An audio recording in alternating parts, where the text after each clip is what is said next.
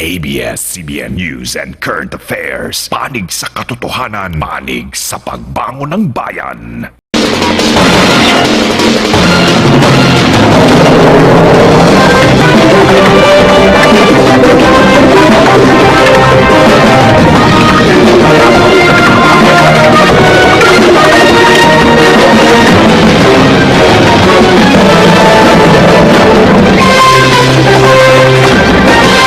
Isolated ang mahigit sa 1,000 pamilya sa 5 barangay sa bayan ng Siruma, Camarines Sur dahil sa matinding pagulan at malalakas na alon. Exclusive Papatrol, Jonathan Magistrado.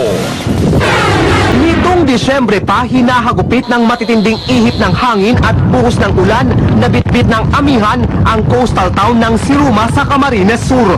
Isang linggo na ring sarado ang kalsada dahil sa makapal na putik. Kailangan pa ng malalaking truck at 4x4 vehicles para makapasok sa lugar. Sabado, sumama ang news team sa Provincial Disaster Risk Reduction Management Council sa pagpunta roon. Sa kapal ng putik, hapon na naming narating ang bayan. Sa baybayin ng Barangay Homestead, nilamon na rin ng tubig dagat pati ang kalsada. 6 na buwan na rin hindi bumibiyahe ang mga bangka, kaya ang mga mangingisda walang mapagkakitaan. Maganda pong loob kung may tutulong sila. Baka po pwedeng tulungan nila ang katulad namin na mahirap. Dahil dito, namahagi ng tulong ang provincial government sa halos 200 pamilya roon. Pero higit pa ring apektado ang island barangay ng Butawanan. Kasalukuyang binabaybay natin ang bahagi ng Pacific Ocean papunta sa Butawanan Island. Sinasabing mahigit 2 buwan nang isolated ang mga residente dyan. Kahit malayo, tanaw ang pinsalang dulot doon ng masamang panahon. At sa kabila ng malakas na alon, hinatiran ng mga otoridad ng relief goods ang nasa mahigit 400 pamilyang apektado. Bigyan pansin ang aming kalsada, lalo-lalo ang National Road. Kasi talagang pag ganitong panahon ng tag-ulan at mayroong kalamidad, mahirap mai-transport yung mga goods.